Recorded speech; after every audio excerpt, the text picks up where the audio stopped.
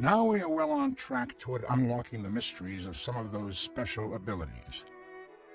Progress in brain research has been due both to the increasing number of scientists interested in studying the brain and to unprecedented technological innovations. These new tools give us a window to the brain. The cerebral cortex is the outermost covering of the brain, which has evolved in humans further than in any other species, and what is most responsible for making humans human. It is also the structure most associated with higher mental functions. With its multiple folds, ridges, and grooves, the cortex is made up of two similar-looking hemispheres joined at the middle by an extensive bundle of nerve fibers which cross from side to side. One of the keys to understanding the brain is to recognize that nerve cells are highly interconnected. Any given nerve cell may make thousands of connections with other nerve cells. The orange-looking surface in this image is the cerebral cortex. Since the size of the brain is limited by the space within the skull, the only way to increase the amount of cortical tissue is to fold it. With a specialized method, we can look deep into the cortex and see individual cells. Here they appear black and have branches coming from them. As magnification increases, we see greater detail in the network of the branches. These are dendrites, which are the appendages of neurons which will receive synaptic connections from other cells. Connections are made with another specialized process called an axon. The place where communication occurs between an axon and a dendrite is called a synapse. Synapses are the communication links between neurons. Remember, thousands can occur along a single dendrite. Understanding how neuronal communication occurs at the synapse is one key to understanding the most interesting questions, like how memories are stored and how learning occurs. Indeed, scientists now believe that disruptions of normal activity occurring at synapses are involved in several of the disorders we call mental illness. Our current understanding of how synapses work is represented in this computer animation. As we dive deeper into the cell's own structure down into a single axon terminal at a synapse, we see small round objects which are the synaptic vesicles. They are like tiny balloons, miniature containers filled with chemical neurotransmitters. When an electrical impulse reaches the nerve terminal, proteins in the watery soup orchestrate the movement of these vesicles toward the membrane, forming one side of the synapse. The visualization is slowed down here, but in real time this process happens in less than 1,000th of a second. As the transmitter-filled vesicles touch the inside of the nerve terminal membrane, their own membrane fuses with it. When this happens, the inside of the vesicle opens into the synaptic cleft and transmitter molecules diffuse across this tiny space to reach their target receptors on the other side. This causes electrical conduction to occur, completing the propagation of the neuronal message across the cleft. The processes of neuroconduction and neurotransmission occur by the billions throughout the human brain. It is this complex interplay of chemical, electrical, and physical events which underlies the rich tapestry of everyday experiences, the sights we see, the sounds we hear, the feelings we experience, the activities we initiate, and the ideas we ponder. Even slight errors or variations in any of these neural events can lead to the kind of abnormalities which underlie most of brain disorders, including mental illness. By understanding the intricacies of neural activities and how they are related to cognitive and behavioral processes, we are on the threshold of providing specific treatments and ultimately cures and preventions in our mission to ensure that mental... Through investigating the brain on the chemical, functional, and anatomical level, scientists unravel the vast power of the brain in health as well as disease. Neurotransmitters are chemicals that give rise to our everyday life, our actions, our moods, and our behaviors. The chemicals pass from neuron to neuron via synapses.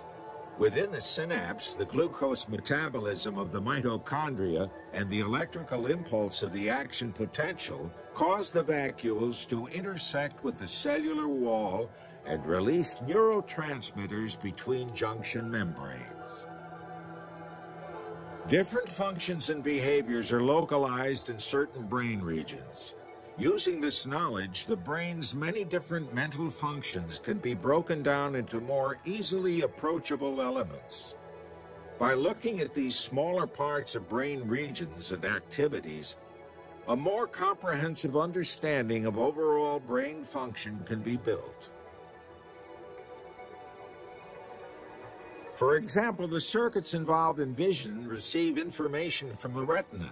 After initial processing, these circuits analyze information in different streams, so that there's one stream of information describing what the visual object is, and another stream is concerned with where the object is in space.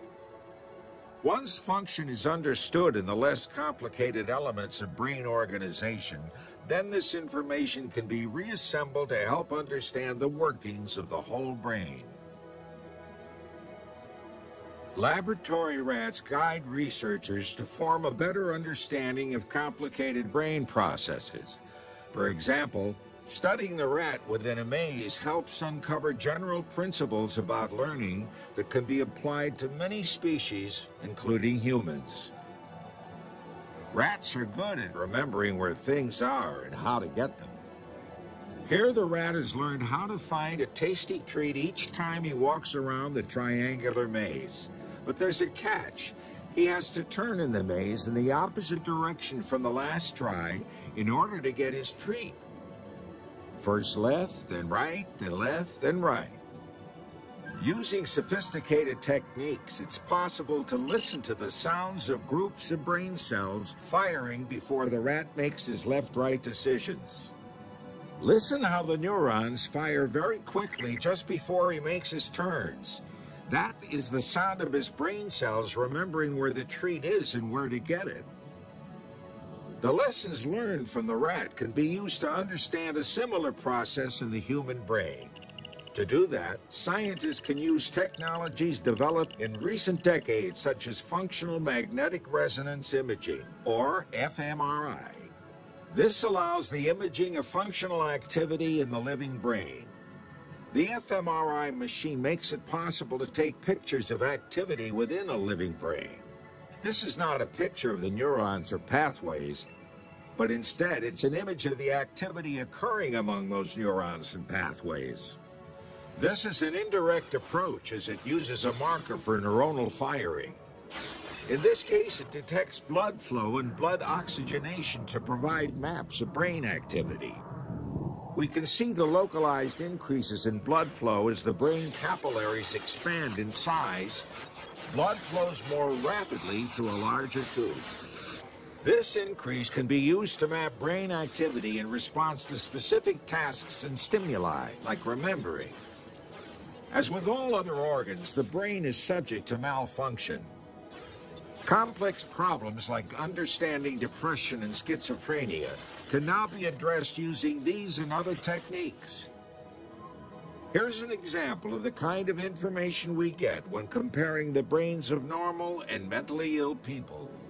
The image on the left is from a normal subject. On the right is a schizophrenia patient, where we can see the vast differences in the amount and location of brain activity. Clearly, several systems, including higher cognitive processes, hearing and movement, are impacted in this disease.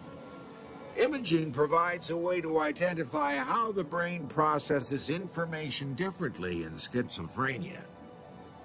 As scientists are learning more about brain circuitry, they are learning more about which circuits are involved with specific tasks. This makes it possible to compare brain regions in healthy people and people with mental illnesses. However, mental disorders are very complicated and still not well understood. These disorders affect our most complex brain processes, like thinking, mood, and behavior. There are several factors that contribute to mental illnesses, including environmental conditions, social events, genetics, and large chemical imbalances. What is clear is that mental illnesses are as devastating as any physical illness.